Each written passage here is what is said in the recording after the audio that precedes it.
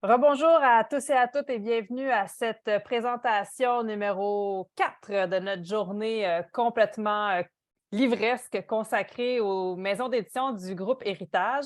Cet après-midi, on va découvrir ou redécouvrir le catalogue foisonnant et inspirant de Dominique et compagnie.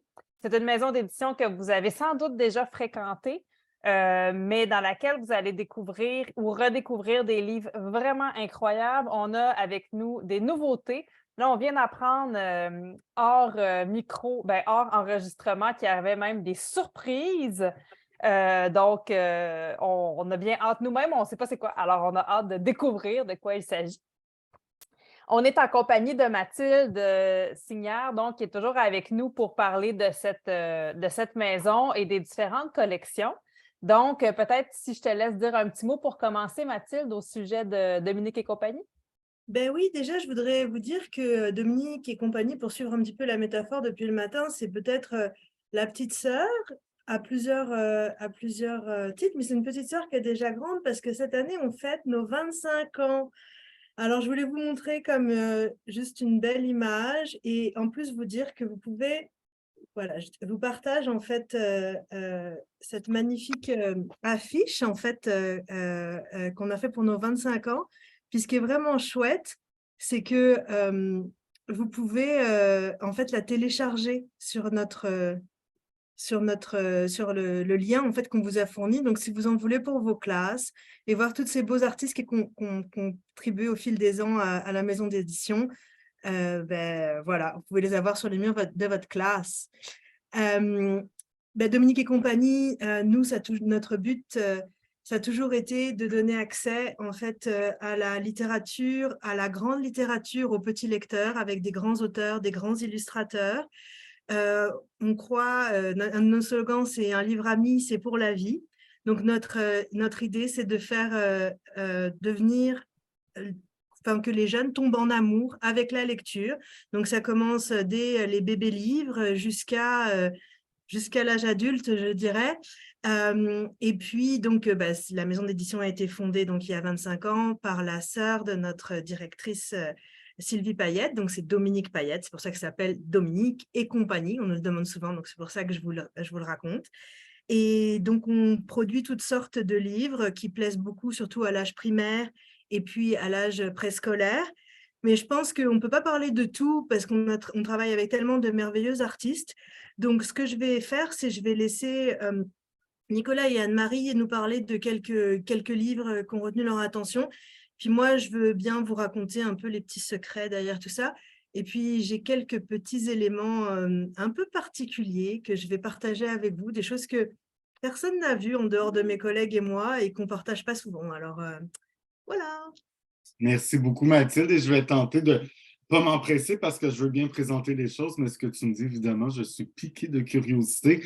Là, les amis, j'ai une pile de livres, ça de haut, à vous présenter. Donc, on va faire ce qu'on peut, mais on va toutes et tous arriver en même temps et à la même place.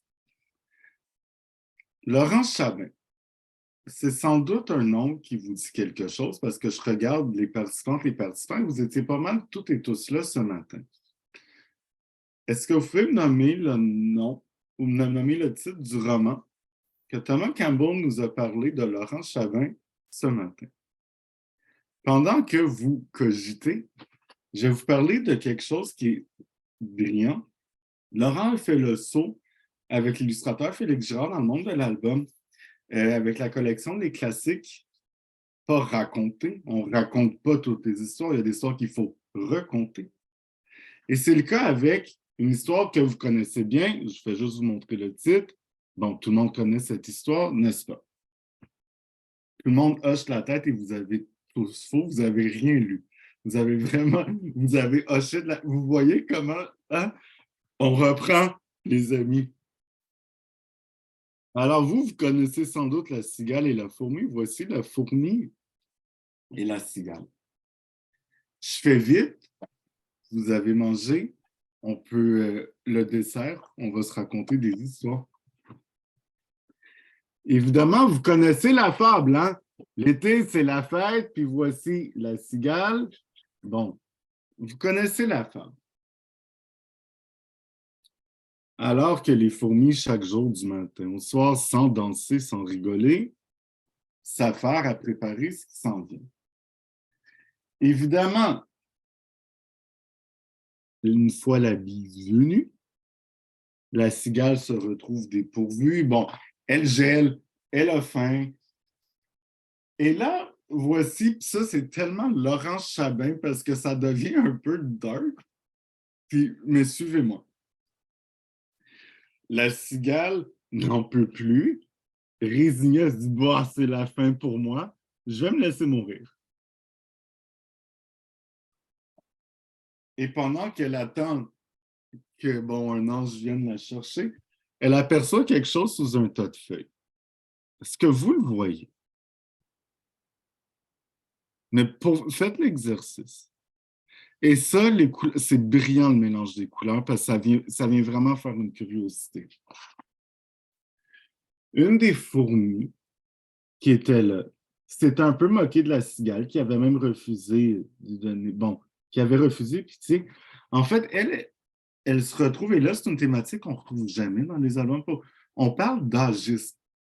Elle est considérée trop vieille, donc, bye de la fourmilière, tu ne sers plus à rien à cause de ton âge.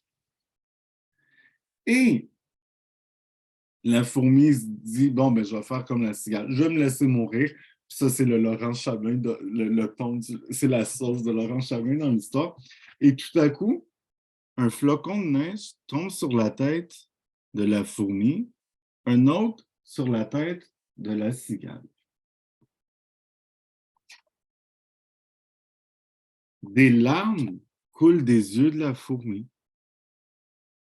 La cigale la comprend, elle a le cœur serré. Et surtout, la cigale, elle n'est pas rancunière, donc même si elle a été refusée de la nourriture. Et elle se met à chanter une chanson pour la fourmi. Toute la nuit, la neige est tombée et s'est amoncelée sur la cigale et sur la fourmi. Au matin, elles avaient disparu. Où sont-elles? Pose la question à un groupe, tu as des réponses différentes. Hein? Nous, on a un réflexe, on a des réflexions d'adultes, de grandes personnes. On se dit, elles sont décédées de froid, bon, elles sont ensevelies. Mais peut-être que moi, j'ai déjà un jeune qui m'a dit, ben là, regarde, parce qu'il neigeait trop, là, ils sont partis, ils sont rentrés, ou sont allés dans le tronc de l'arbre, ou sont. Puis il y a un enfant qui me dit, ouais, mais pourquoi qu'il y a un lapin? Je dis, quoi? Pourquoi qu'il y a un lapin? Et là, ici, il y a un lapin qui est pas. Il faut vraiment. Bon, excusez, hein, parce qu'avec le lustre et les reflets, puis ça, nous, on ne voit pas ça. Même quand on lit à voix haute, ça prend toujours la magie des enfants, des fois, pour nous apprendre des choses. Avec ce livre-là, avec plusieurs classes de jeunes, on a fait une activité qui s'appelle « Et si le corbeau n'avait pas échappé le fromage? » Parce que vous me suivez. Là, on est dans la fable de La Fontaine jusqu'à la première moitié et après, il y a un retournement, vraiment, et ça change. Et puis, ben voilà. Alors, on fait découvrir différentes fables aux jeunes et ce qui est génial, c'est quand on leur dit, arrivé à la moitié de la fable du corbeau, il dit, là, vous inventez une autre fin. La mise en commun, c'est là que c'est là qu'on rigole et voilà. Si on continue, toujours chez Dominique et compagnie, après la fable, on peut toujours parler des contes. Et puis, il y en a une qui s'est sans doute inspirée des talents d'une génération qui l'a précédée, qui s'appelle Marie de Metz. Alors, Marie de Metz, puis là, je vais pas vous mettre, bon, je vais arrêter avec mes questions de participation pour vous mettre au défi. Nous est arrivé avec plusieurs titres, dont là, vous lisez Peau de vache, mais c'est pas ça le titre. Le titre, c'est Peau de vache, mais ça, c'est important. Où la princesse qui voulait épouser son papa, il faut lire, les trois petits loups, mais et une belle truie. Mais voici où je vais vous parler quelque chose de brillant qui s'appelle le petit capuchon bleu. Et le loup qui voulait s'appeler Jennifer. Non, mais cogiter. Hein. Vous connaissez l'histoire. Mais en fait, vous connaissez la version que vous connaissez.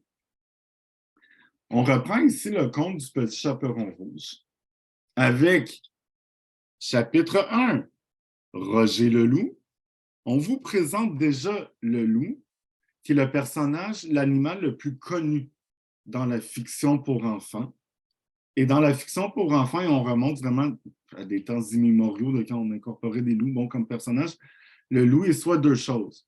Soit qu'il est un carnassier, qu'il est méchant, puis bon, il veut tout manger, ou qui est complètement l'inverse, puis qui est un peu con comme la lune, et puis ça amène vraiment une dose d'humour.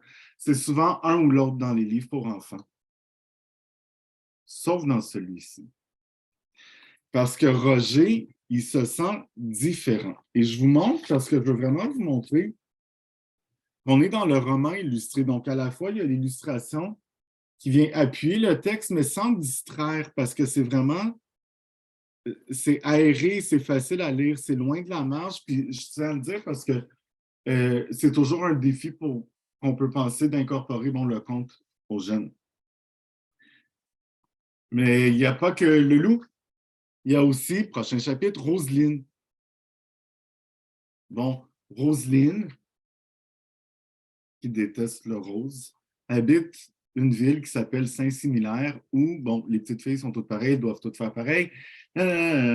Bon, Roselyne ne veut rien savoir et sa mémé, parce qu'il y a une mémé dans le conte que vous connaissez, elle s'est poussée de Saint-Similaire parce qu'elle, dans la vie, au lieu de porter des robes, ce qu'elle aime faire, c'est deux choses, c'est porter des pantalons et faire des tours de motocross. Donc, voici un autre chapitre qui vous présente Mémé. Mais là, le loup qui ne se sentait pas lui-même parce que, bon, il préfère manger des fruits que d'autres choses, il se retrouve sous la pluie et alors que, pour suivre le vrai conte, Roselyne s'en va porter quelque chose, bon, ou se pousse de Saint-Similaire pour aller voir Mémé, elle va trouver le loup sous la pluie. Elle va le rentrer chez Mémé parce qu'elle dit, bon, il y a froid. Et puis, elle lui dit, bon, prends ta douche. Et puis, elle dit, je vais donner quelque chose pour avoir chaud. Et là, je demande aux jeunes, qu'est-ce que le personnage donnerait à un loup pour avoir chaud, si vous vous rappelez du conte? Les jeunes me disent toujours trois choses. Soit le bonnet, parce que dans le conte, ils se rappellent qu'il y a un bonnet. On me dit sinon une robe, une jaquette. Ou sinon, on me dit un capuchon. Ah, c'est une capuche. C'est logique parce que c'est le titre. En effet, Roselyne va remettre une robe de chambre. Ben, en fait, une jaquette, tout bon. Mais là, le loup, Roger, il voit du rouge à lèvres dans la pharmacie. Il en essaie de dire, ah, je suis pas mal cute. Puis là, bon, il voit du mascara, du parfum. Fait qu'il dit, bon, mais tant qu'à être là, on va suivre les étapes. Et il sort et Roger va devenir Jennifer.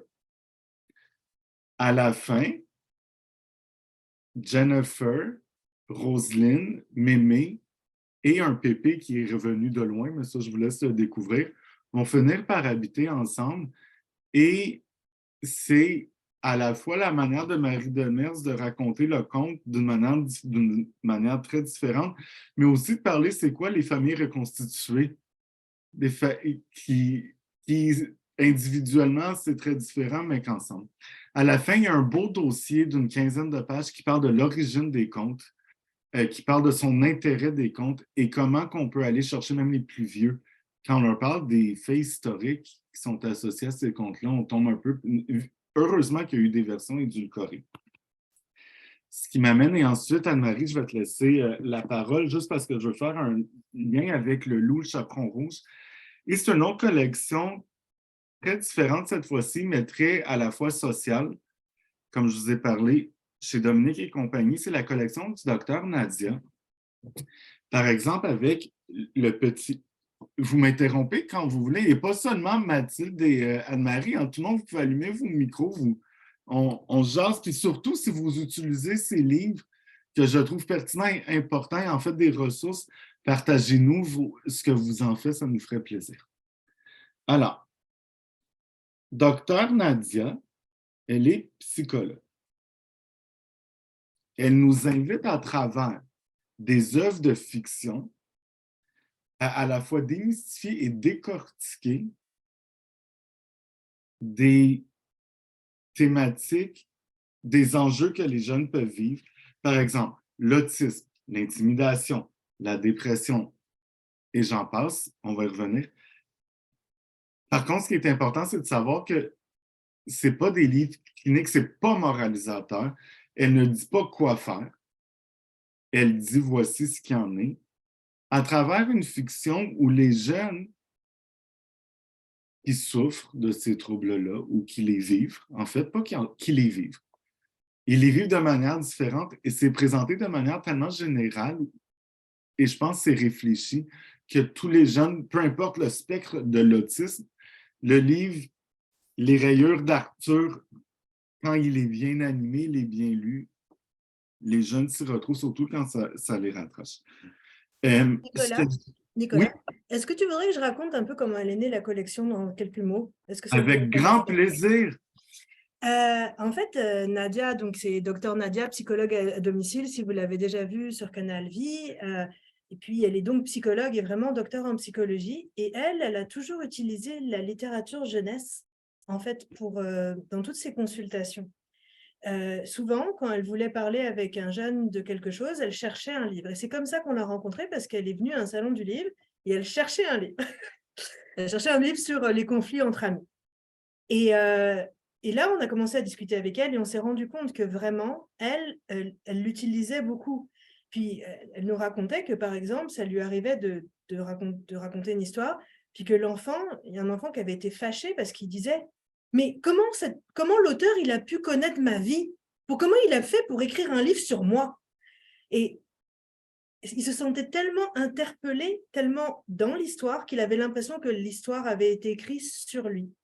Et c'est ça qu'elle a voulu reproduire dans cette collection, qu'elle appelle, toi tu disais tout à l'heure les livres pharmacie, Anne-Marie, nous on dit la bibliothérapie, c'est la même chose. C'est des livres qui font du bien, c'est des livres qui permettent de parler en groupe. D'ailleurs, il y a toujours au début un mot pour les éducateurs, en fait, avant de lire le livre, et à la fin, il y a plein d'explications pour mettre en contexte, et vous verrez aussi qu'il y a plein d'activités à faire en classe en lien avec les livres.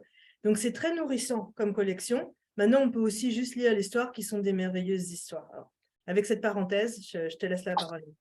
C'est gentil, Mathilde, et je vais revenir sur ce que tu as dit, c'est que le mot, à la fois pour les éducateurs, les parents, les grandes personnes, se retrouvent au début. Alors que souvent, on garde des cahiers à la fin ou des notes ou avec des astérisques, on dit vous retrouverez ces informations-là à la fin. Au début, c'est bien parce que c'était pertinent de le mettre au début. Ça prépare à la lecture quand on veut s'en servir dans un contexte particulier. Surtout, je trouve que cette collection, chaque titre individuellement parlant, ça permet de répondre à quelque chose qu'un enfant qui le vit ne peut pas nommer. Il n'est pas assez vieux pour trouver les bons mots pour exprimer ce qu'il ressent. Mais imaginez quelque chose qui te fait mal. Tu es un enfant, tu as mal, mais tu n'as pas un bleu, tu n'as pas un bras cassé, tu as mal, tu ne peux pas le nommer. Docteur Nadia nous offre, je voulais particulièrement, il fallait que j'en choisisse un, là, la chose, pour un enfant, quelque chose qu'il ressent qu'il ne peut pas nommer, ça peut devenir non seulement que ça fait encore mal, parce que ça ne part pas, mais ça devient inquiétant. Je ne peux pas le nommer. Donc, je vais partager ce dont Mathilde nous parlait, ce qui est un peu la préface, où on dit, à cause de sa différence, un enfant est exclu par ses pairs à son école. Son estime de soi en est grandement affectée. C'est alors que la chose, avec un C majuscule, arrive sournoisement dans sa vie. Cette chose, c'est la dépression, avec ses terribles symptômes.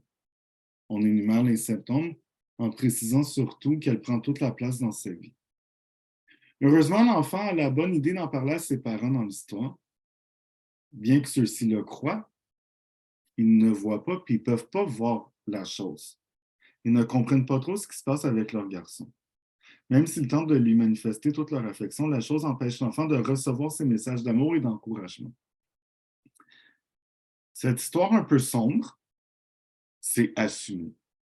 Raconte merveilleusement bien comment la dépression peut s'immiscer insidieusement dans la vie d'un jeune et comment elle peut être difficile à identifier pour son entourage.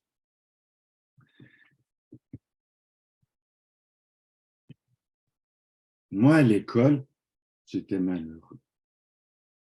Bon, j'étais un peu trop différent, puis ça, ben, les autres, ça leur plaît pas.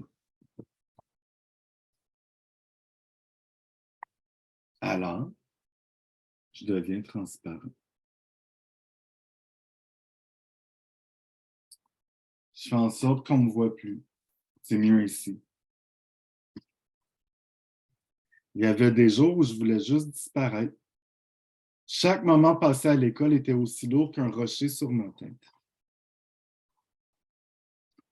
Un soir où j'étais triste, une chose frappa à la porte de ma chambre.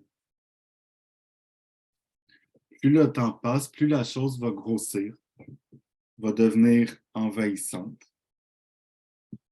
Jusqu'au jour où l'enfant... Et puis là, je peux même faire un lien si un jour ça vous tente, cher groupe Héritage, de parler de cette peur, parce qu'on a parlé de peur dans différentes collections.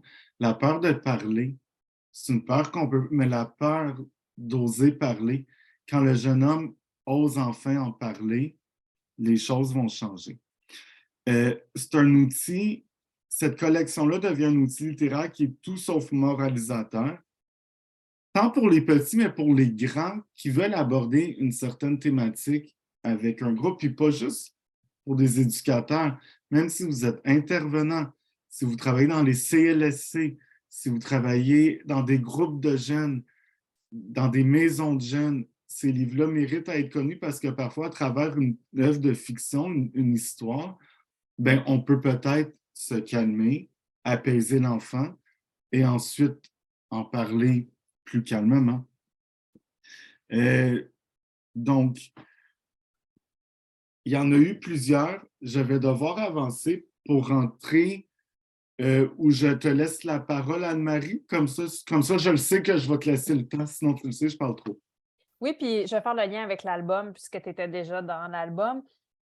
J'aimerais juste ajouter à ce que tu as dit, tu sais, quand je parlais des livres pharmacie, là, moi j'appelle ça des livres parce que je suis reconnue pour toujours avoir une pilule pour quelque chose. Moi, quelqu'un me dit j'ai mal dans quelque part, je demande as-tu pris des Advil? J'ai toujours une pilule pour quelque chose, n'est-ce pas? Même si c'est fatigant, là, tu sais, des fois c'est comme moi, mais peux-tu juste me laisser être triste? Je suis pas obligée de prendre du je sais pas quoi, de je sais pas quoi, là, tu sais, je suis pas obligée de prendre des herbes salées parce que je suis triste, là, laisse-moi juste être triste 15 minutes. Mais moi, j'aime ça solutionner puis guérir les gens. Ces livres-là, on peut les utiliser comme... On l'a mentionné plus tôt, mais je trouve que c'est important de revenir là-dessus. On peut les utiliser après un événement ou quand une situation se présente. Tu sais, il y a Petit Loup et Grand Chaperon Rouge sur l'intimidation. Bien, on peut l'utiliser si on est témoin d'une situation d'intimidation. Mais c'est vraiment des livres qu'on peut, et à mon sens, qu'on devrait utiliser, même si la situation ne s'est pas présentée. Parce que si jamais dans la vie de l'enfant ou quand il va devenir plus grand, si cette situation-là, elle arrive, au moins il aura des références, il aura des indices de ce qu'il peut faire pour se sortir de cette situation-là. Il verra qu'il saura déjà d'emblée qu'il n'est pas seul à vivre ça. Nous, comme adultes, on lit des romans sur la guerre, on lit des romans sur des histoires d'amour qui ne fonctionnent pas, on lit des romans sur toutes sortes de sujets qui ne sont pas nécessairement en train de refléter ce qui nous arrive, mais un, ça développe l'empathie, puis deux, ben, quand la situation nous arrive, on peut se dire « Ah oui, c'est comme dans ce livre-là, qu'est-ce qu'elle avait fait? » Donc, puis ça nous ouvre aussi les chemins de résolution pour des situations. Donc, vraiment, c'est des livres à utiliser en tout temps. Tu sais, moi, Le Petit Loup, je l'ai lu avec ma fille plusieurs fois parce que c'est une réinterprétation du Petit Chaperon Rouge, alors, mais on a inversé les rôles. Alors, l'intimidatrice, c'est Grand Chaperon Rouge qui va intimider Petit Loup. Bien, je lui ai lu ce livre-là. Je lui ai raconté que moi aussi, comme enfant, quand j'étais petite, je me suis fait voler ma boîte à lunch comme Petit Loup. Je lui ai raconté comment moi j'avais réagi. Ça l'a fascinée, même si elle n'avait pas vécu ça. Mais je sais que si un jour ça lui arrive, elle va avoir ça parce que ça l'avait intéressée à ce moment-là. Et le fait qu'il y ait des illustrations aussi, ça imprègne la mémoire.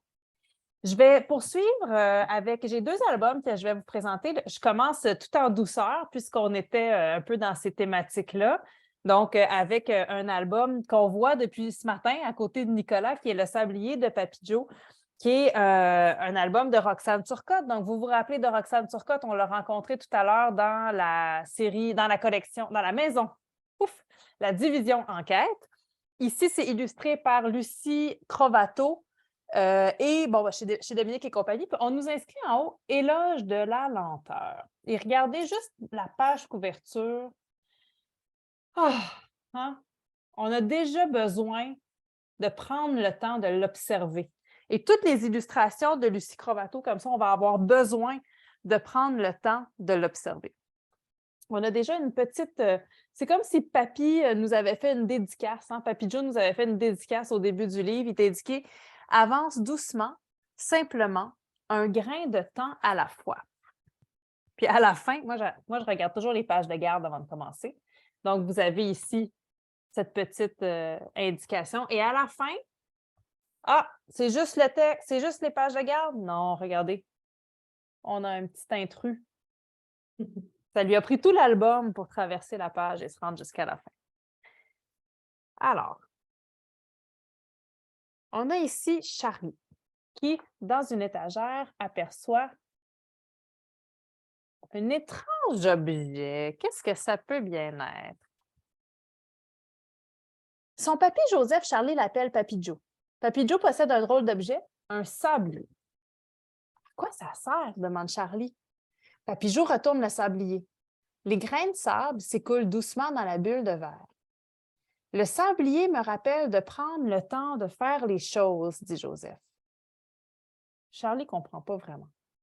Les mots de son grand-père sont parfois remplis de mystères. C'est l'heure du repas, Charlie, as-tu faim? On va au restaurant, Papy Joe? En guise de réponse, Joseph approche un tabouret de la table. Il invite Charlie à y monter. Il pèle une carotte et ensuite une patate. Puis, il pose l'ustensile devant Charlie. Veux-tu essayer?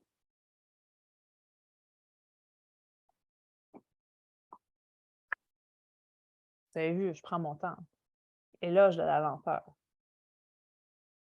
Avec un peu d'aide, Charlie débarrasse une carotte de sa pelure.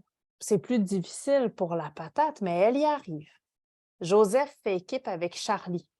Les pelures s'amoncellent. Oh! Coucou!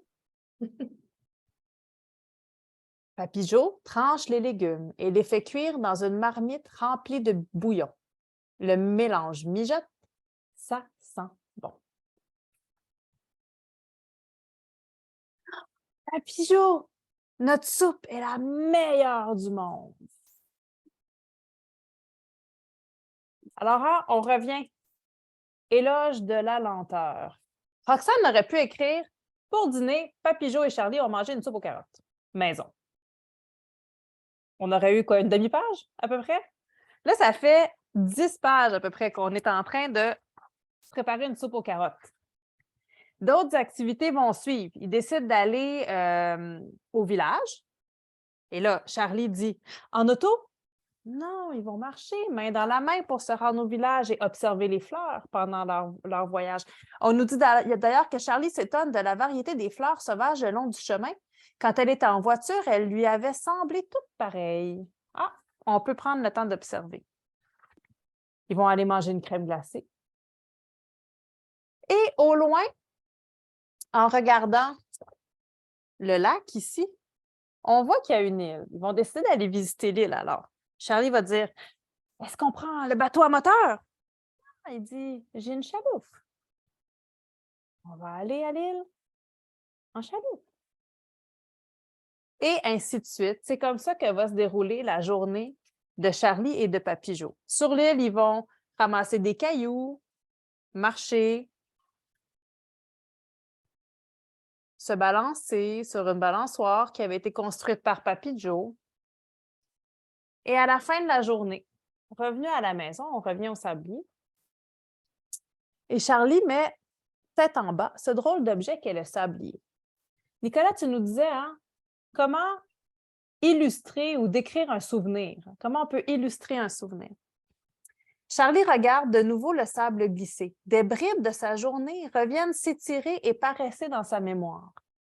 Comme si elle marchait encore parmi les fleurs, comme si le goût de la glace et l'odeur de la soupe lui revenaient. L'oiseau et les grenouilles plongent et la surprennent de nouveau, l'agréable clapotis de l'eau, le bruissement des feuilles, et il semble à Charlie qu'elle les entend toujours. Puis je vais approcher un peu. Pour que vous voyez, on voit tous ces souvenirs des événements qui ont été vécus pendant la journée. Et là, Charlie elle lui dit « Hey, c'était vraiment une belle journée, hein? » Elle dit ça à Papy Joe. « Est-ce qu'on a pris le temps de faire les choses aujourd'hui? » Papy Joe dit « Oui, mais la journée n'est pas finie. Viens voir le soleil se coucher. » On dirait qu'il ne bouge pas, Papy Joe. Ah, le soleil n'est jamais pressé. Charlie et Joseph contemplent l'horizon jusqu'à ce que la lumière s'estompe, puis ils rentrent se coucher. Et à la fin, on a les vêtements de Charlie, hein, dans lesquels elle avait glissé du sable. Elle avait glissé du sable doux dans sa poche. Éloge de la lenteur. Donc, c'est vraiment un album sur le fait de prendre le temps de faire les choses, de profiter aussi des moments qu'on passe. On a un propos intergénérationnel ici, hein, les moments qu'on passe avec son petit-enfant ou avec son grand-parent. Aussi, j'ai eu la chance de jaser avec Roxane au Salon du livre de Montréal. Puis elle me faisait remarquer, parce que peut-être que j'avais lu ce livre trop vite, elle me faisait remarquer qu'il n'y a aucun moment dans l'album où il y a un appareil avec un moteur. Tout est fait à la main, tout est fait au bras. Ils ne prendront pas la voiture, ils vont marcher. Ils ne prendront pas un bateau à moteur, ils vont prendre une chaloupe. Il n'y a pas de grosses boum, boum, boum pour broyer la soupe. De boum, boum, vous savez ce que je veux dire? Tout est fait à la main. Donc, il y a aussi une éloge une éloge écologique, en fait. L'idée de ne pas toujours utiliser des machines pour faire les choses, de revenir à un usage plus traditionnel, peut-être, des objets. Donc, vraiment, je vous invite à le découvrir. Et puis ensuite, ben, je pense que la meilleure chose à faire avec l'éloge de la lenteur, c'est de le mettre en pratique. Dans une classe, tout va toujours vite. Tout est toujours hyper rapide. Il faut se dépêcher à finir une activité pour en commencer une autre. Il y a une récréation qui s'en vient. Pourquoi on ne passerait pas une période à laisser le temps s'étirer, à laisser les histoires se multiplier et à raconter lentement? On a tendance avec les enfants à raconter vite, vite, vite les histoires parce qu'on veut les intéresser, hein? On veut qu'ils restent accrochés à ce qu'on est en train de dire. Mais des fois, là, juste raconter doucement. Vous avez remarqué quand je vous ai lu la page où il y a le coucher de soleil à la fin. Je ne vous l'ai pas montré tout de suite. J'ai lu la page lentement, mais c'est une autre façon de susciter l'attention des jeunes. On retient un petit peu d'informations. Et à ce moment-là, on peut prendre tout le temps qu'on veut parce qu'ils veulent savoir ce qui s'en vient. Puis après, on révèle. Ici, on aurait pu faire de l'anticipation aussi, hein? La journée n'est pas terminée. Ah non, mais qu'est-ce qu'ils vont faire encore? Et là, les enfants auraient pu imaginer toutes les autres activités en éloge de la lenteur que les deux personnages auraient pu faire. Alors vraiment, c'est un univers dans lequel on est plongé. Peut-être, Mathilde, je ne sais pas si tu as En fait, j'aimerais bien juste dire un petit mot. Déjà, Oui. je voudrais te remercier, Anne-Marie, parce que merci d'avoir lu le livre et d'avoir pris le temps de le lire. Et ça me touche encore. Ce livre-là, il est particulier pour moi, pour toute l'équipe, parce que, enfin, en tout cas pour moi, ça m'a tenu pendant la pandémie. Quand j'ai reçu le texte au tout début de la pandémie. Et je pense que j'ai essayé de faire un papillot de moi-même, mais de prendre le temps de faire les choses. Donc, c'est un livre merveilleux. Moi, j'ai une surprise. Je peux vous le montrer si vous voulez. C'est une petite chose. C'est Lucie Crovato, c'est une artiste extraordinaire. Roxane raconte de magnifiques histoires. Mais Lucie, elle a donné la vie à cet album. Elle s'en est emparée. Elle a aussi fait tout ce qui est la mise en page. C'est elle qui nous a ralenti des fois en nous disant « Non, non, pour raconter cette histoire-là, ça va être 10 pages qu'il va falloir pour juste ce paragraphe-là. » On a fait « Ok, Lucie ». Et on n'a pas regretté parce qu'elle nous a fait ralentir aussi avec chaque chose, parce que chaque chose qu'elle fait aussi, c'est à la main aussi, hein, c'est un travail d'artisan, de patience. Je vais vous montrer quelque chose qu'on a reçu en fait au début. Mais En pendant fait, que tu partages l'écran, ça me fait penser, hein, on pourrait prendre un paragraphe dans un autre album, puis mettre les élèves au défi de le raconter en 10 pages. ouais, On c'est une pourrait super jouer à bonne ça idée. aussi, tu sais, étirer le temps de la narration aussi. Je vous partage juste un élément en fait. Donc ça, c'est comme quand Lucie, elle a commencé à travailler en fait sur l'album, qu'elle nous a montré le découpage. Elle nous a envoyé ça. Puis bon, là, c'est juste une partie de l'album, hein, quelques pages. Mais vous reconnaissez déjà, on voit déjà que l'album qu'elle vient de nous lire, Anne-Marie, on reconnaît les scènes, hein, exactement, la scène avec les fleurs, la scène avec la crème glacée. Tout est en tout mini, mini, mini, mini. Et la taille que vous voyez, c'est la taille réelle. Là. Donc, elle fait des toutes petites vignettes comme ça. Puis, c'est tout ce qu'elle a écrit à côté sur qu'est-ce qu'elle va faire. Donc, ça, c'est des petits trésors qu'on a, puis qu'on garde précieusement. C'est le travail de Lucie, les choses que Roxane lui a dit d'ajouter. En tout cas, voilà, je voulais vous partager ce petit détail. Écoute, merci Mathilde. J'ai déjà été de ce côté-là de la chaise où j'étais la directrice de production dans une maison d'édition, puis je me rappelle tellement de ces moments où on recevait les illustrateurs avec leurs premiers sketchs, puis avec leurs esquisses, puis le bonheur de l'équipe de production, là, de voir tout à coup ces mots-là comme prendre forme dans un autre imaginaire et de découvrir le merveilleux de toutes les idées créatives des illustrateurs. Là, merci de nous montrer ça. C'est rare qu'on ait accès à ces documents-là. Nicolas? Super, mais Anne-Marie, ça sera pas long, je te laisse parler de ton prochain titre. Je voulais dire qu'il faut aussi rappeler les illustrations. Il y a vraiment une belle tendresse qui se dégage des illustrations. Le sablier, c'est le temps qui passe. On peut parler de transmission. L'album, l'histoire, cet album-là, pour moi, c'est la preuve qu'il n'y a pas d'âge pour partager une belle histoire, peu importe la manière qu'elle est présentée. Puis même l'illustration va être appréciée, même si vous offrez ce cadeau-là à des personnes un peu plus âgées, savent c'est quoi un sablier. Et pour les plus jeunes, apprenez-leur c'est quoi, parce que l'histoire autour de ça, à moins que vous ayez des boîtes de jeux de société dans lesquelles il y a un petit sablier en plastique parce que c'est ça qui calcule le temps.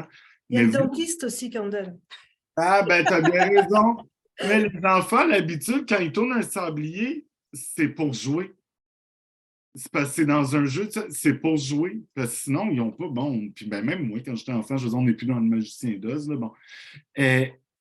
Montrez-leur c'est quoi, puis à quoi ça servait, puis que ça calculait le temps. Vous pouvez aller très loin avec cet album-là. Mais vraiment, je veux juste vous rappeler qu'il n'y a pas d'âge pour lire et se faire lire une belle histoire. Anne-Marie? Ben oui, merci Nicolas. Le deuxième album que je vais vous présenter, là, on change complètement de registre. Là, et puis, si le premier pouvait se lire avec toute la lenteur du monde, je pense que le deuxième, on peut le lire avec plein d'énergie et de rapidité. En tout cas, c'est ce qui transparaît de l'illustration. On vous a parlé de Marie Demers tout à l'heure. Nicolas a dit qu'elle est sans doute allée puiser dans l'héritage familial pour développer son talent d'auteur. Eh bien, sa mère, Dominique Demers, que vous connaissez sans doute, nous a offert de nombreuses œuvres qui ont, pour beaucoup, on a parlé de la nostalgie là, cet avant-midi, mais pour beaucoup d'entre nous, Dominique Demers a bercé nos lectures d'enfance. Et elle nous revient avec La soupe au Yark-Washburk. C'est drôle parce que moi, Dominique Demers, je l'ai connue beaucoup avec les romans Marie-Tempête, la série Marie-Tempête à l'époque. Et puis, j'étais adolescente. Et puis, après ça, j'ai eu l'occasion d'être justement directrice de production sur plusieurs de ses projets. Et j'avais oublié, c'est comme si ma mémoire n'avait gardé d'elle que le côté sentimental. Et pourtant, dans de nombreuses œuvres, Dominique Demers nous amène à des drôles de places, à des places folles.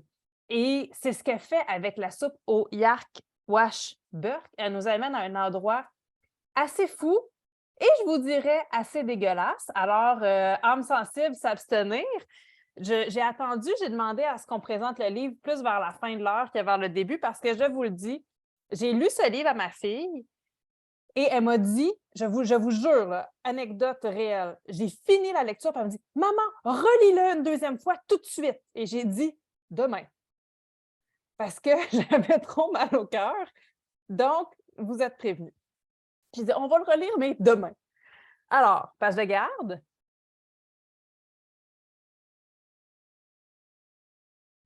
Oh! Et là, qu'est-ce qui s'est passé entre la page initiale et la page de la fin? Déjà là, vous avez une journée de fête. Vous faites une activité avec les enfants pour savoir ce qu'ils croient qui s'est passé entre la page de garde au début et la page de la fin. Alors, notre personnage principal ici, c'est Finfinaude. Finfinaude est futée. Elle sait compter jusqu'à 1000 et épeler des mots affreusement difficiles comme saperlipopette. J'ai dit Finfinaude, non, mais c'était Fifi Finfinaude. Fifi a aussi beaucoup d'imagination. À l'abordage! Que fais-tu? Demande Léa Lola, sa meilleure amie. Mais de la soupe, répond Fifi. Bien sûr, qui n'a pas déjà fait de soupe dans la ruelle ou la cour ou nous, on faisait, avec ma grand-mère, on faisait des soupes aux épices. On avait le droit de prendre tout ce qu'on voulait dans son armoire. C'était dégueulasse. Là, on faisait congeler ça puis on mangeait ça comme des popsicles. Mais c'était avec comme du sel de céleri puis de la cannelle, puis on mettait du Beauvril, on mettait tout ce qu'on voulait, du thé. J'en aurais long à vous raconter. Raoul Rutabaga se plante devant les deux filles. « Salut, Léa, les grosses oreilles! » Léa baisse la tête. Elle voudrait disparaître. Fifi fulmine. « C'est quoi ton jeu idiot? »« Ah, je prépare une soupe énergétique. » Ça rend les gens très puissants. « Autant que Batman, Superman et Spider-Man? » Encore plus. Raoul goûte au bouillon sans demander la permission. « C'est de l'eau! » Mais bien sûr, je n'ai pas encore ajouté les autres ingrédients. Raoul est curieux. C'est quoi tes ingrédients? J'imagine qu'il y a une voix aussi haïssable. Fifi réfléchit tout haut. Une soupe énergétique, c'est bon pour la santé. Et ce qui est bon pour la santé goûte parfois mauvais. Comme des légumes. Comme la purée de navets, les betteraves bouillies et les salsifis. Une soupe énergétique, c'est une soupe avec beaucoup de Jack Washburk. Elle remarque alors qu'une longue crotte mouillée pend au nez de Raoul. Elle l'attrape du bout d'un doigt et la jette dans le chaudron. Léa est dégoûtée. Raoul ne sait pas trop quoi penser. « J'ai trop hâte que notre soupe soit prête, » se réjouit Fifi en faisant un clin d'œil à son ami. « Oh oui! »« Moi aussi, » dit Léa en jouant la comédie. Et Raoul s'empare du chaudron. « Cette soupe est à moi! » Fifi suggère finement, on pourrait partager, mais pour qu'elle soit très énergétique, il faut ajouter des saletés. Vous voyez où je m'en vais. Elles vont créer une soupe avec plein de choses dégueulasses et Raoul, lui, il veut se l'approprier parce que lui, il veut devenir le plus fort. C'est sa soupe. Que vont-ils mettre là-dedans? Des galettes noires qu'on trouve entre les orteils, qu'on appelle ici du caca de pied. On va mettre d'autres crottes de nez. Ah non, parce qu'il n'y en avait pas assez dans son nez. Qu'est-ce qu'on va pouvoir mettre? On va mettre... laissez-moi me rappeler. Je me rappelle qu'on met du jus de chaussette. Ça, je me rappelle que c'était pas très ragoûtant. Ah oui! De la mousse de nombril. Il y a beaucoup de choses dégueulasses. Il y a des crottes d'oreilles, des crottes des d'oreilles. rognures d'ongles. On a plusieurs amis enrhumés qui contribuent aussi. Oui, c'est vrai. Toute la ruelle donne quelque chose. C'est la partie que j'ai un peu, moi, retirée de ma mémoire parce que c'est la partie qui m'avait un petit peu rendue... Mais c'est parce que je suis une vilaine adulte. Parce que les vilains adultes, nous, on est dégoûtés, mais les enfants, eux, ils trouvent ça très, très drôle. Alors, la soupe est finie. Raoul doit maintenant avaler la soupe. Léa, Fifi, Léa, Manu, Mouni, les jumeaux Jérôme et Jérémy, Adèle, la Belle, Lune d'automne, Bérubé et Jasmin, ça me fait rire, les noms des personnages, et Théo Thibodeau retiennent leur souffle. Raoul hésite. « Yark! Wesh! Urk! Cette soupe est vraiment très peu appétissante. Et là, sois gentil, rends-moi le chaudron. Pas question! Raoul, résolu à ne pas partager, il avale la soupe à toute vitesse et les enfants l'observent parfaitement dégoûtés. Et là, c'est là. Je n'étais pas certaine qu'on allait se rendre jusque-là dans l'album. Tout au long de ma lecture, je me disais, il ne boira pas. C'est pas possible. Mais oui. Et regardez ce que ça fait. Je vous montre juste ces illustrations. Regardez ce que ça lui fait. Ah! Ça ne le rend pas très, très, très bien. Hein? Et voilà. Raoul a bu la soupe au Yark Washburg. Et donc, qu'est-ce qui s'est passé entre les deux? Est-ce que vous vous en étiez douté? Quand cette petite image et celle-ci, il allait avoir cet élément-là.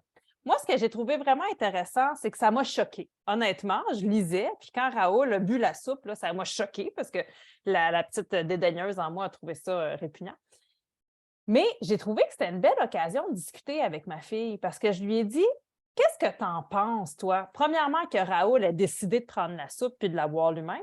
Et deuxièmement, que les autres l'aient laissé faire en le regardant. Que les autres ne lui aient pas dit hey, c'est pas une bonne idée, arrête, tu sais. Et elle lui dit remets-moi le bol, mais à partir du moment où il insiste pour la boire, les enfants, ils laissent faire quand même. Ils sont un petit peu contents que Raoul il boive le bouillon comme ça. Alors, c'était une très belle occasion d'avoir une discussion sur ce genre de situation-là avec elle. Donc, vraiment, je vous le dis, à lire une fois par soirée, 2 fois si vous avez, les reins, l'estomac aussi solide que celui de vos enfants. Moi, Mathilde, j'ai lu, je vais juste dire, j'ai lu ce livre, moi, tu vois, comparé à toi. Moi, j'ai hurlé de rire en le lisant. Devant mes yeux, là, dans ma tête, je voyais tous les enfants puis les enseignants à qui il fallait absolument que j'en parle. Tu le sais à qui, ah oui, sais à qui présenter ça. je disais pas ça parce que je pense pas qu'il faut lire, hein? Je disais ça parce que quand même, il faut avoir l'estomac solide. À toi, J'ai Mathilde. commencé à partager mon écran en fait avec vous. En fait, je pense que vous le voyez. En fait, ce que je voulais faire, en fait, je voulais vous raconter parce que derrière chaque album, il y a toujours une histoire. En fait. Et en fait, moi, je vais vous raconter l'histoire de la soupe, les dessous de la soupe. Alors, en fait, en novembre 2021, Dominique Demers a appelé Sylvie, notre directrice, et puis elle lui a dit qu'elle avait une histoire, c'était une histoire qui était vraiment drôle, qui était vraiment dégueu. Et est-ce que ça nous intéressait de la lire? Évidemment, quand c'est Dominique Demers qui nous propose une histoire, on a très envie de la lire. Mais son idée, dès le départ, c'était pas...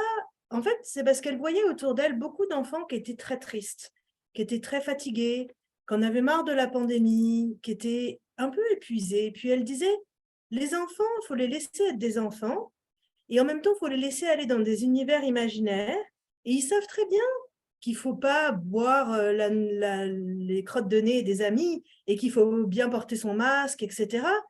Mais est-ce que dans un livre, on pourrait rigoler avec ça? Est-ce qu'on pourrait rigoler avec ça? Et elle voulait aussi faire un livre sur l'intimidation.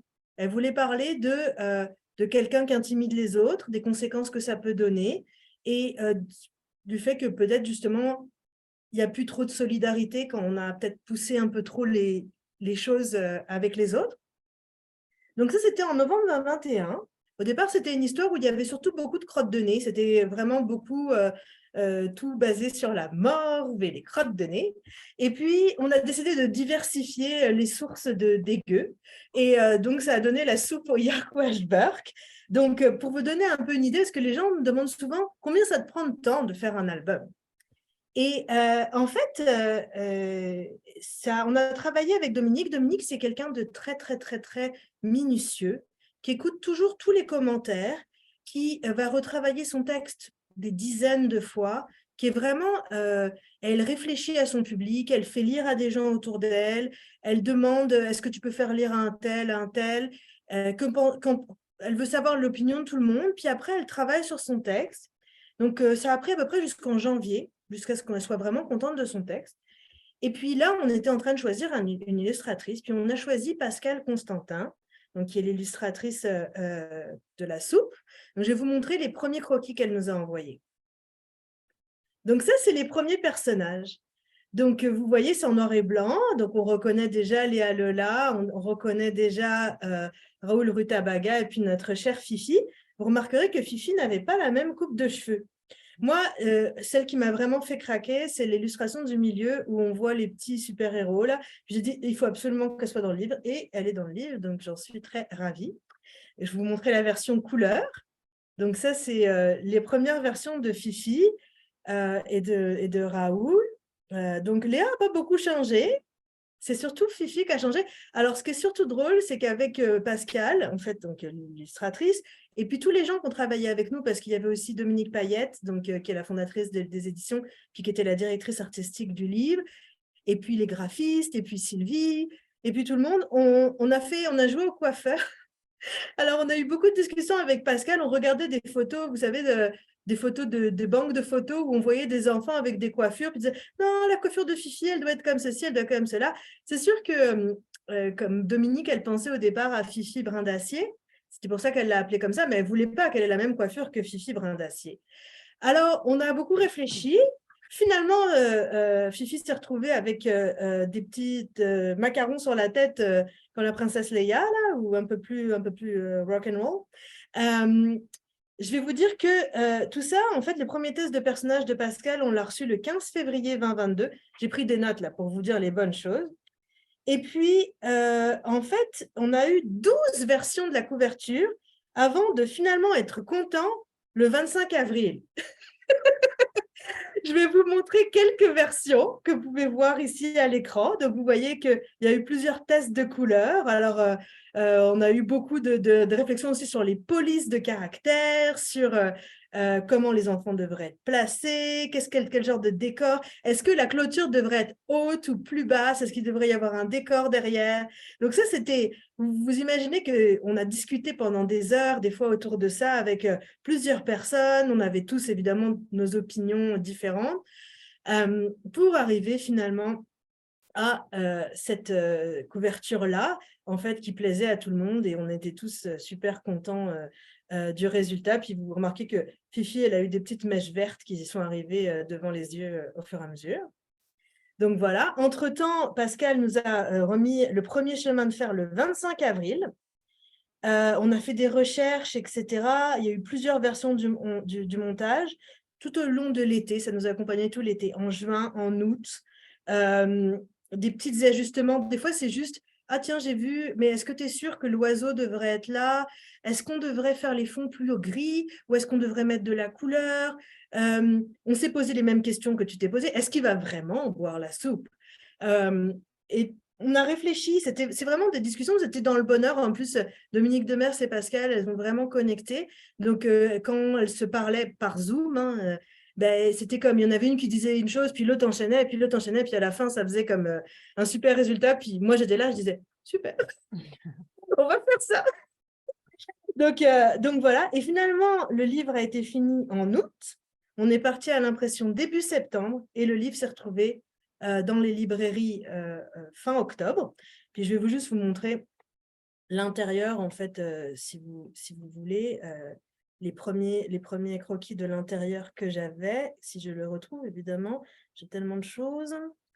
Bon, bah, je vous les montrerai. Je suis désolée, je ne vais pas perdre trop de temps non plus, mais c'est que je voulais vous montrer comme toutes ces petites choses qu'on a, parce que moi, je trouve que c'est comme des trésors, comme disait Anne-Marie, c'est des choses que, en fait, on reçoit. Puis, je me suis replongée là-dedans pour cette rencontre. Et puis, des fois, j'avais même oublié toutes les versions qu'on avait pu faire de la couverture. J'étais même épatée que Pascal nous ait suivis pendant toutes ces versions-là, qu'elle ne se soit pas découragée, qu'on lui en ait demandé 12 et puis qu'elle était toujours le même enthousiasme et bonne humeur pour nous montrer les choses. Ah voilà, je l'ai trouvé pendant que je vous raconte les choses. Donc ça, c'est les versions en noir et blanc, la première version. Vous voyez qu'elle était quand même déjà, elle savait déjà où elle s'en allait quand même beaucoup. On voit ses esquisses. Elle avait commencé à travailler sur les bulles. C'est elle qui a beaucoup travaillé sur le fait que ce soit une BD, un peu en même temps un album et en même temps une BD. Et c'était important pour Dominique qu'on puisse le lire à voix haute. Donc, on a fait beaucoup de travail pour que même si c'est de la BD, ça puisse se lire à voix haute. Donc voilà, je vous montre les petites esquisses de nos petits de découpage. Moi, revoir ça, ça me donne plein de super beaux souvenirs. Donc voilà. Merci Et comme, beaucoup. Ah, merci vas-y. beaucoup. Et comme quoi, pour qu'un livre termine entre les mains d'un enfant ou d'un grand qui va le lire à un enfant, c'est un travail d'équipe incroyable, un long travail, parce qu'on ne veut pas mettre n'importe quoi entre les mains d'un enfant, même si c'est pour parler de crotte de nez, n'est-ce pas? Exact. Écoutez, le temps file et puis vous allez me pardonner, mais je vais vous tenir 4 minutes de plus que je dois parce que je vais condenser, je voulais vous parler de quelque chose que j'ai découvert chez Dominique et compagnie. Je vais entrer dans la fiction, dans les romans, dans la lecture graduée. Alors, je vais vous inviter à découvrir non, on va commencer dans l'ordre, une histoire à la fois. Le titre de celui-ci, c'est Léo et son équipe de soccer. Quand je vous parle de lecture graduée, on a le niveau 2 ici, alors que pour un... Ah, j'aurais pas le temps de vous compter l'escargot, merde. Mais on saute au niveau 3, mais je veux au moins juste vous parler de la collection. Je fais partie d'une équipe de soccer, c'est Papa l'entraîneur. Nous jouerons sur un vrai terrain de soccer. Je tourne des pages par là. Aujourd'hui, c'est notre premier vrai match. Une double page, une action. Une phrase, peut-être deux, mais une action, une image qui est vraiment liée au vocabulaire, aux mots. Et ça, c'est important et c'est brillant. Pour l'apprentissage de la lecture, je trouvais ça vraiment qu'une action par page favorise la compréhension de la trame narrative. Et le niveau 3, je vais quand même montrer. Là, on va se permettre à jouer avec la narration, peut-être même un peu la poésie dans la trame narrative, dans la manière que le vocabulaire est abordé. Ce qui nous permet aussi d'avoir une boîte à mots, de découvrir des nouveaux mots. L'enfant, ce n'est pas quelque chose qui va être vite. Non, là, on va y parler, c'est quoi être brusque? Brusquement. C'était pas rapidement. Rapidement, c'est pas ça. Brusquement, c'était autre chose. Puis la pauvre, là, oui, c'était vraiment brusque, la pauvre. Bref, vous le découvrirez ce qui arrive. En gros, ce livre-ci, l'escargot qui a le vent dans le dos et la limace qui a le vent en face, c'est un escargot, c'est une limace. Les deux, ils ont faim. Il y a une tomate qui tombe entre les deux. Mais là, à cause du vent, la course pour prendre une foutue bouchée devient infernale. Puis c'est ça le livre, mais c'est à la fois, c'est un peu con comme la lune, mais c'est efficace pour vrai, c'est divertissant, c'est drôle. Et il fallait y penser, parce que c'était pas facile, parce on parle de temps, il y a un recul, puis là, il avance, puis des fois, il y a quelque chose qui fait que tu... Bref. Vous devez découvrir, et quand je vous ai parlé de Léo, je vous parle de Gabriel Anctil, qui a écrit la CO.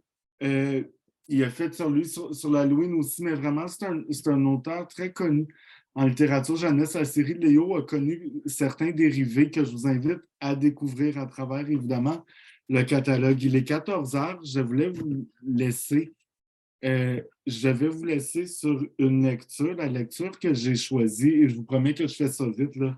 Et ça va être tout doux, là, vous ne penserez pas à votre hypothèque dans les 2 prochaines minutes. Nicolas, on avait encore un 15 minutes de prévu pour le service aux institutions. Fait que les gens s'attendent à ce qu'on soit encore ici. Puis, si on a besoin pour le service aux institutions, on prolongera d'un 5 minutes aussi. Là. Je vous prends 2 minutes juste pour faire... Hey, je l'ai préparé, je vais la faire, ma conclusion. Il y a quelqu'un que vous devrez absolument découvrir. On a parlé des autrices, des auteurs, des illustratrices, des illustrateurs. Il y en a qui font les deux. Moi, si je savais faire les deux, ma vie serait très différente. Je le dis souvent. C'est fou, ceux qui ont ce talent-là. Marie-Louise Gay, elle l'a. Marie-Louise Gay nous est arrivée avec un livre qui s'appelle Mustapha, qui pour moi est l'album jeunesse idéal pour parler de l'ouverture à l'autre sans préjugés. Et ça nous rappelle aussi que l'autre, c'est un peu nous aussi. Alors, je vous le présente Mustapha. Mustapha et sa famille ont fait un long voyage du pays d'avant. Donc ici, les jeunes almanachs illustrés. Et là, je vous pose la question, mais vous n'aurez pas le temps de répondre. Il se passe combien de temps de 2 pleines lunes? Ça aussi, on pourrait s'arrêter là puis faire un petit trait avec les enfants. Puis là, bon. OK. Certains soirs, Mustapha, qui est dans son pays de maintenant, dans le pays d'ici, on nommera jamais le pays. Il y a eu le pays d'avant et le pays de maintenant, le pays d'ici. Il demande à sa mère, est-ce que c'est la même lune qu'on voyait dans le pays d'avant? Elle dit, bien sûr. Le lendemain, Mustapha s'en va jouer au parc. Il entend un bruit. Il se cache derrière un arbre et il aperçoit la fille au chat. Il rentre chez lui. Puis là, je fais vite, je passe bien des choses. Là. Il a vu plein de choses au parc, mais il rentre chez lui puis il ne parle même pas à sa maman de la petite fille au chat. Mais il va y retourner au parc. Et là, cette fois-ci, il va apercevoir un vampire qui court après une fille, qui court après un renard. Et là, je demande tout le temps aux enfants, là, si tu observes, on est quel mois de l'année? Et là, autant des enseignants que des enfants disent, l'automne, est-ce que j'ai dit quelle saison ou quel mois? J'ai dit quel mois. Oui, bien sûr, toi, tu vois les arbres oranges, donc tu te doutes que c'est l'automne, mais il y a peut-être d'autres indices qui vont te dire précisément c'est quel mois, à moins que tu te déguises comme ça chaque jour de l'année, ce qui te regarde. Bref, on est en octobre. À force d'aller au parc, un jour, Mustapha, il va croiser la fille au chat, il va aller dans un des arbres oranges. En se disant, elle ne me verra pas, mais elle le voit. Puis là, sans rien dire, elle lui fait un signe. Elle lui fait ça. Ils vont se diriger à l'étang tout au fond du parc, nourrir les poissons dans l'étang. Et la fille au chat va se montrer du doigt. Et elle va dire Maria. Mustapha, ça, il comprend, fait qu'il fait la même chose, il dit Mustapha. Maria sourit, et pour une fois, Mustapha sent pas le besoin qu'il a à se cacher ou à se rendre invisible. Marie-Louise Gims a offert la collection de Sacha de Stella, l'album Arrête tes bêtises, Louise Caramba. Ce livre a été pris à la QPF annuelle en 2019. Et c'est important de parler aux autres des autres de cette manière-là. Parce que parfois, on précipite les choses, on veut bien faire, fait qu'on dit aux enfants, va jouer avec tel enfant, il est nouveau, va jouer. Moi, quand j'étais petit, des tantes ou des grands-parents que je ne voyais pas depuis longtemps, on me lançait dans, va donner un bidou à grand-maman, va donner un câlin à Tati. Ben, regarde, ça fait 1 an, je ne t'ai pas vu, je n'ai pas nécessairement le goût de me coller ça. Alors que c'est des gens que je connais bien. Ça. Donc, mais les jeunes, dans ce livre, font quelque chose que les adultes ne font pas. Ils prennent le temps de s'apprivoiser.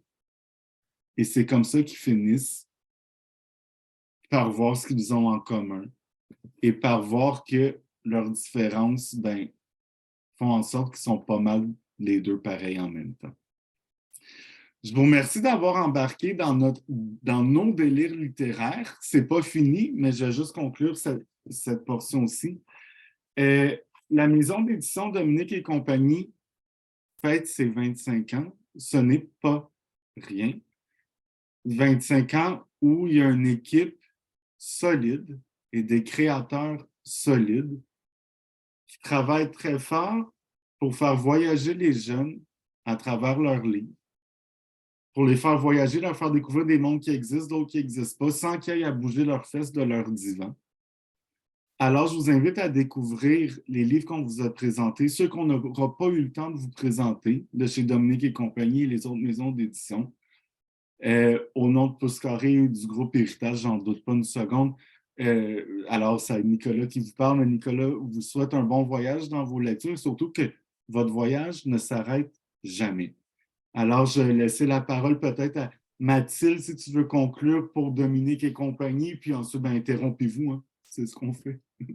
Alors, je voulais juste vous dire merci à tous et puis au nom de toute l'équipe, c'était formidable, c'est magnifique de vous entendre parler de nos livres et j'espère que vous avez eu autant de plaisir, tout le monde. On est toujours disponible si vous avez des questions, si vous voulez du matériel, vous pouvez, je répète, il y a un lien pour télécharger, il y a un lien pour télécharger plein de fiches pédagogiques, plein de choses. On a toujours plein de nouveautés, on est toujours en ébullition. Il faudrait en parler pendant des heures et des heures, mais sachez que si vous nous écrivez, il y a toujours quelqu'un de l'équipe qui va vous répondre et puis qui va essayer de trouver le bon livre pour le bon enfant.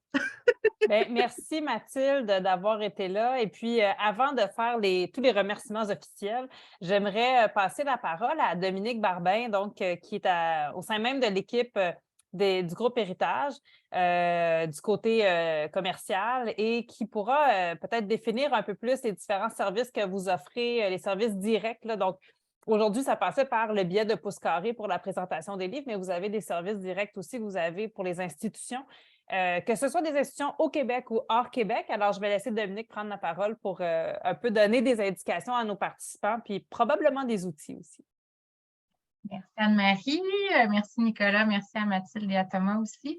Moi, je vais juste prendre 5 minutes de votre temps, là. Je sais que Anne-Marie vous a envoyé là, à plusieurs reprises les différents documents qu'on a mis disponibles pour vous. Moi, je voulais juste prendre 2 petites secondes pour regarder ces documents-là avec vous puis vous expliquer c'est quoi les autres documents aussi qu'on peut vous proposer. Donc, dans le lien que Anne-Marie vous a envoyé, vous allez retrouver des bons de commande. Là, c'est sûr que dans les bons de commande, on a focusé sur les thématiques qui ont été abordées par Thomas et Mathilde.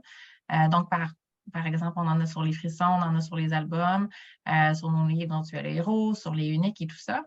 Mais on a aussi rajouté notre catalogue par thème et une liste exhaustive des titres dont on parle dans ce catalogue-là.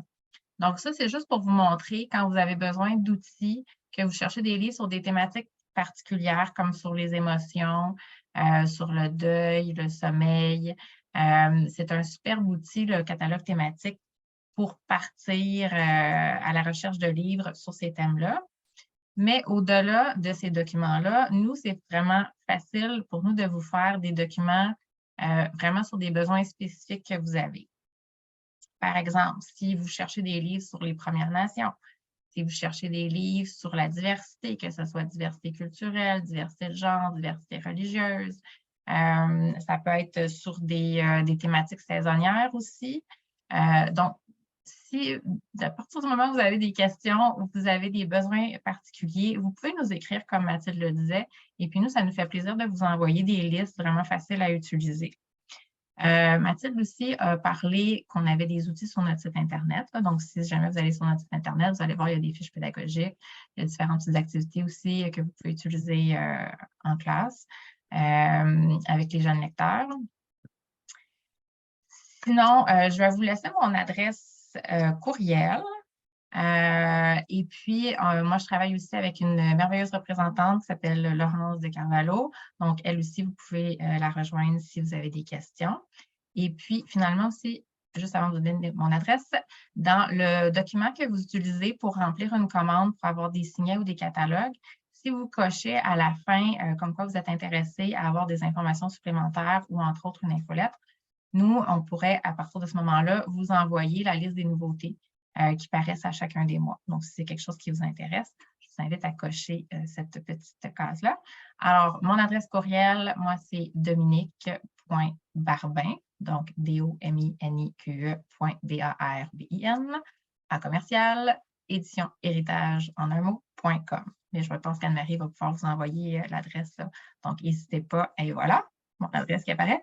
Donc, si vous avez des besoins spécifiques, si vous avez des questions, quoi que ce soit par rapport à nos livres, par rapport à la production littéraire ou à nos projets futurs, ça va nous faire plaisir de vous répondre. Alors, voilà. Dominique, une petite question, juste pour être sûr que tout le monde sache comment procéder. Dans le fond, les gens qui veulent utiliser les bons de commande, au Québec, on les réfère à leurs libraires qui correspondent à leur zone géographique, là, évidemment, en vertu de la loi 51, si c'est des achats pour le milieu institutionnel.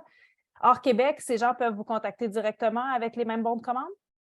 Oui, c'est sûr qu'on essaie toujours de travailler avec les libraires des régions. Dans l'Art Québec aussi, on travaille de façon un petit peu plus particulière avec le groupe Chapters Indigo. Mais oui, donc pour ce qui est, si vous voulez vraiment avoir plus d'informations, si vous êtes au Québec, là, nous, ce qu'on vous propose, en fait, c'est de faire le défrichage, si vous voulez. Donc, vraiment faire la recherche pour vous, vous donner tout de suite les documents, les données dont vous avez besoin pour, après ça, passer vos commandes soit sur le site libraire.ca ou aller dans le libraire de votre quartier. On peut aussi vous faire des recommandations de librairie, là, des fois, si vous n'avez pas déjà des comptes ouverts là, avec un libraire du quartier. Parfait.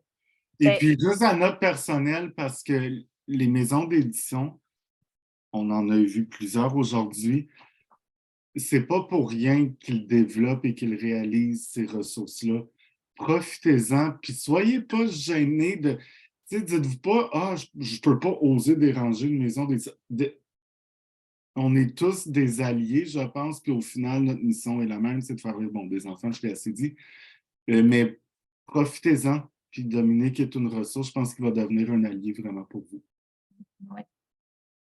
Merci. Ben, merci Dominique. Merci à toute l'équipe d'Édition Héritage. Ça a été du groupe Héritage. Ça a été un beau projet de monter cette journée-là avec vous. On a eu plusieurs échanges de courriels. On a réfléchi ensemble à la journée. Et vraiment, je répète ce que j'ai dit un peu plus tôt aujourd'hui, de vous entendre parler des livres. Mathilde, tu disais merci, c'est le fun à Nicolas et moi, c'est le fun de vous entendre lire nos livres, mais pour nous, de vous entendre parler des livres et des processus de création qu'il y en avait en arrière de ça, c'était très enrichissant et je suis persuadée qu'il en est tout autant, que c'était tout aussi enrichissant pour nos participants. Merci donc d'avoir fait ce projet avec nous. Merci Nicolas pour la belle journée aussi et l'organisation de cette journée-là. J'espère que tout le monde a eu du plaisir. Je vous remercie d'avoir participé à cette journée. Et sur ce, je vous souhaite donc de très belles lectures, de belles lectures des fêtes. Hein. C'est le temps là, d'aller acheter vos livres des fêtes pour les lectures que vous allez faire aux enfants, mais que vous allez faire pour vous-même aussi. Donc, on vous souhaite beaucoup de plaisir de ce côté. Et pour nous, avec l'équipe de Pouce Carré, on se retrouve au retour des fêtes. On aura de nouvelles propositions de journées de présentation à vous faire. Et je vous souhaite donc un beau temps des fêtes et de belles lectures.